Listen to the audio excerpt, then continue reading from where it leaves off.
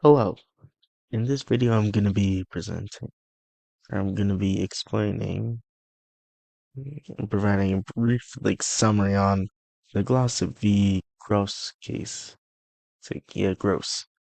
Basically, the legality of lethal injection. But first off, we need to explain what is lethal injection exactly.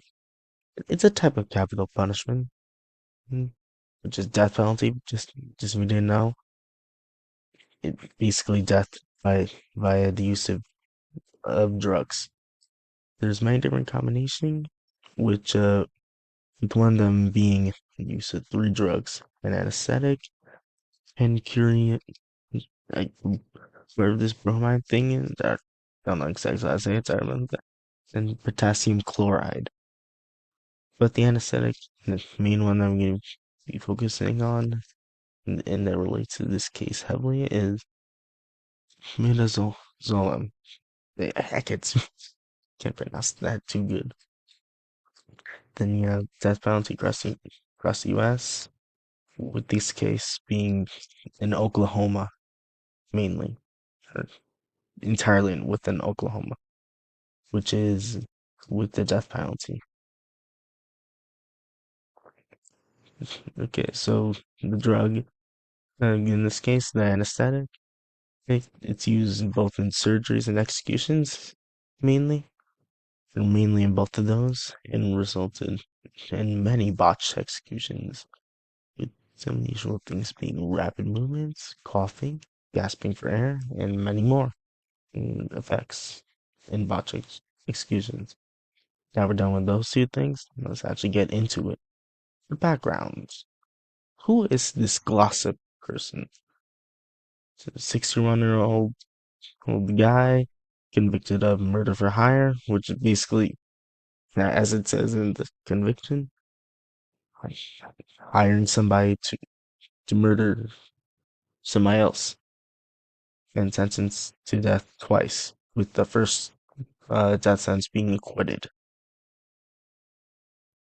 To get more in depth, it occurred in the Oklahoma City motel, with the actual murder, the direct murderer, being proven to be Justin Sneed, who was a handyman at the motel. And he testified that Glossip had paid him for the murder. That's what he testified, and that's the main basis for Glossip's conviction. As a result of of him testifying, Sneed only got a life sentence, while Glossip got, the two death penalties I already said. The actual trial, with the actual trial of Glossip v. Gross, to delay his execution, and also to challenge it as well, he joined a lawsuit with other death row inmates, which the anesthetic that I mentioned before, and basically the Eighth Amendment that says cruel and unusual, well, that the anesthetic made the executions cruel and unusual punishments, and therefore against the Constitution. Lawsuit result of based on the execution of Clayton Lockton in 2014. This is one of the people who had a botched execution as a result of the midazolam. So shortly after he had the midazolam, he, he had these effects of him moving partially, and witnesses saying something that he had something similar to a seizure, and he was convicted of murder. Oh, I go back. So the decision by the Supreme Court was a 5-4 ruling in favor of the use of the drug. The main opinion of the court being, this is just generalizations of their things. The prisoners didn't provide an alternative, an alternative execution method that was less cruel,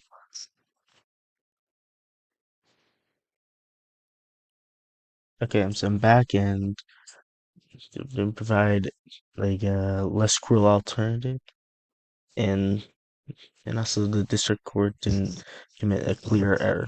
Basically, they didn't commit an error when they found that the drug didn't provide a substantial risk of severe pain.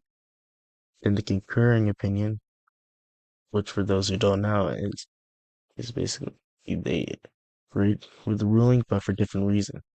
Basically, to be cruel and unusual, terror, pain, or disgrace, not just be unreliable, which is what they argued. And then it's convictions that are unreliable, not the punishment. And then there's also many more reasons for the concurring. And then with the dissenting opinions, because of unreliability of the drug, the latter two drugs used in practice would inflict a torturous pain upon the convicted.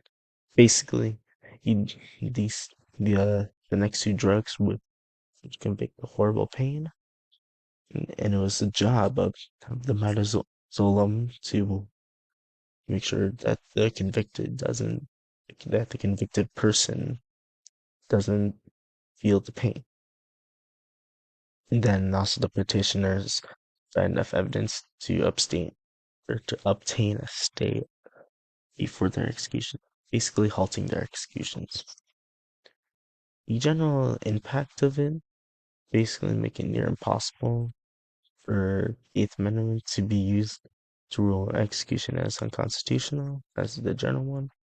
Then a more specific one is that the metazolam can be used in execution.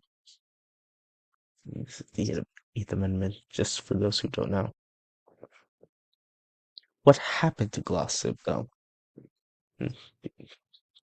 Even though it wasn't ruled in favor of them, the case pushed back.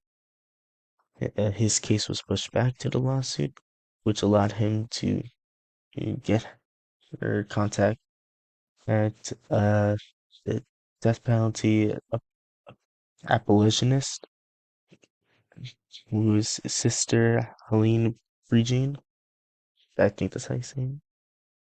Which is not his sister, just a sister of the Catholic Church. And then Helene Brigine got him in touch with attorney Donald Knight.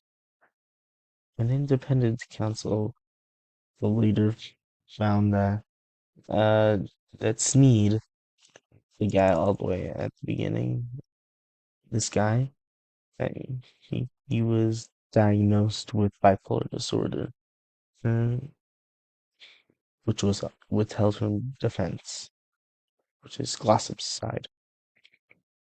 And this supported the concern that Glossip was just ignore that this supposed to be Glossip. That Glossip was framed, and eventually it led to the case being thrown out, along with other things that Donald 19 found out. And then, if we want to see the citations, to see how accurate I am, and to see more in depth the case, or to see just how bad this presentation is, here you go. All the beautiful sources. And that's it. Bye.